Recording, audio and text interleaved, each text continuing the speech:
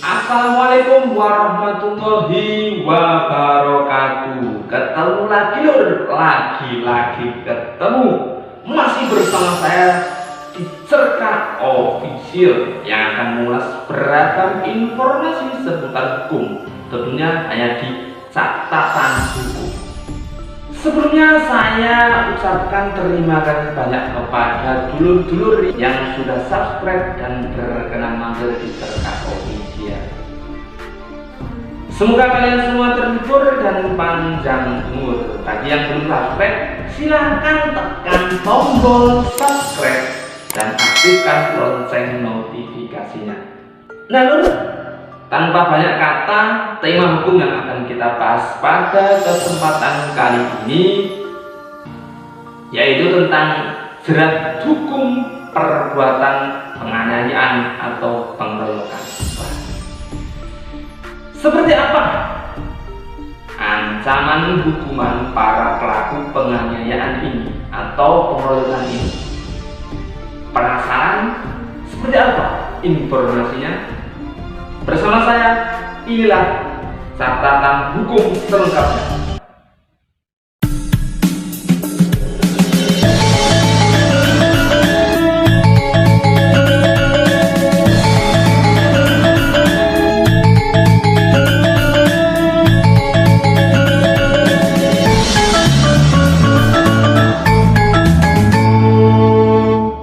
Jerat hukum perbuatan penganiayaan atau pengeroyokan.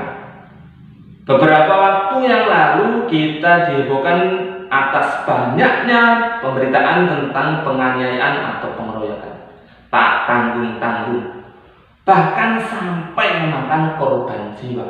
Penganiayaan sendiri terbagi atas dua kategori hukuman, yaitu penganiayaan berat dan penganiayaan ringan. Seperti apa penganiayaan berat dan apa saja yang termasuk dalam penganiayaan ringan? Adapun ancaman pidana perbuatan penganiayaan berat merujuk pada pasal 354 Kitab Undang-Undang Hukum Pidana bahwa barang siapa sengaja melukai berat orang lain diancam karena melakukan penganiayaan berat dengan pidana penjara paling lama 8 tahun penjara. Kemudian jika perbuatan itu mengakibatkan kematian, yang bersalah diancam dengan pidana penjara paling lama 10 tahun penjara.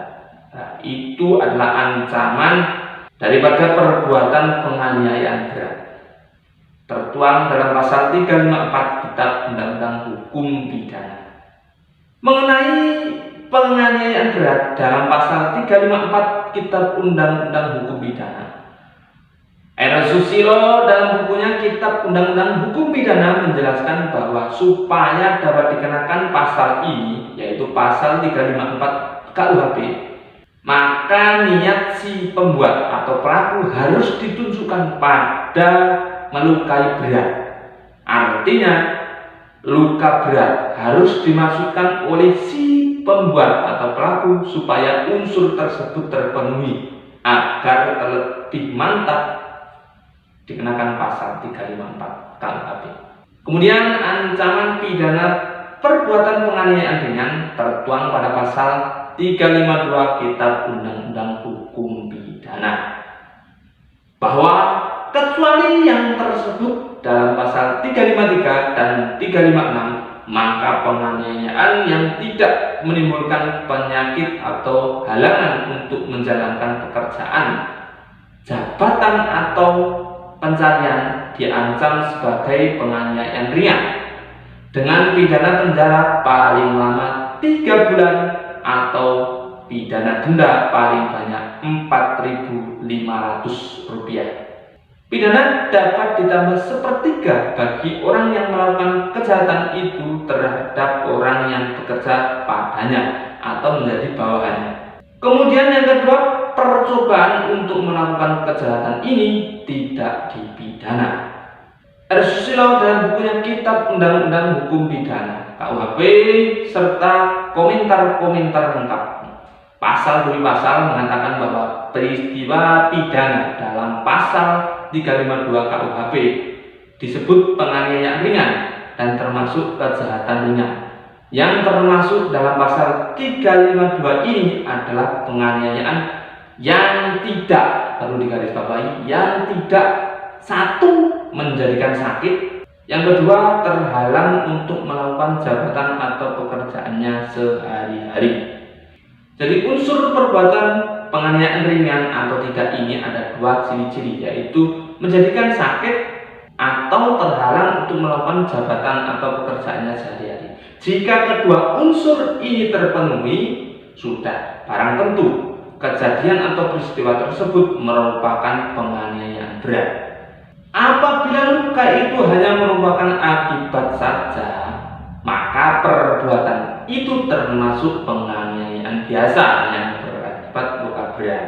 Maka berlaku pasal 351 ayat 2 Kitab Undang-Undang Hukum Pidana yang menyebutkan bahwa jika perbuatan mengakibatkan luka-luka berat yang bersyarat diancam dengan pidana penjara paling lama 5 tahun. Ini jika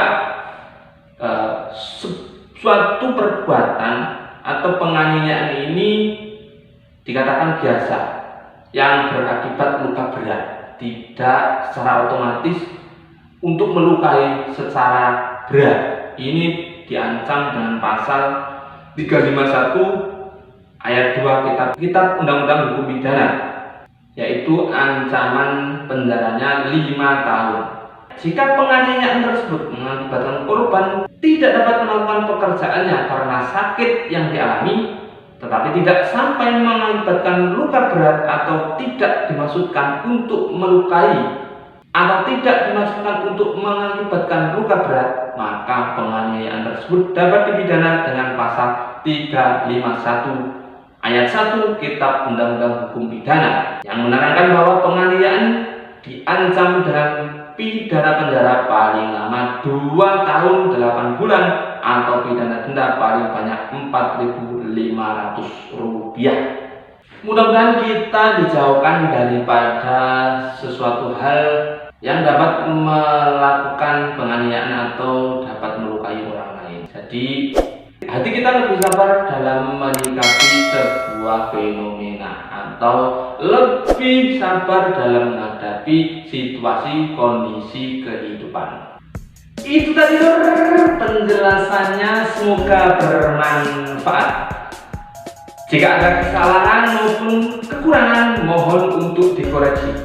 Sampaikan pendapat kalian pada kolom komentar dengan bijak dan sopan. Demikian catatan hukum edisi hari ini. Mohon maaf jika ada salah ucap dan perilaku yang kurang berkenan di hati. Jangan lupa simak terus catatan hukum agar tak ketinggalan informasi seputar hukum lainnya. Akhir kata, sampai jumpa di lain kesempatan. Assalamualaikum warahmatullahi wabarakatuh.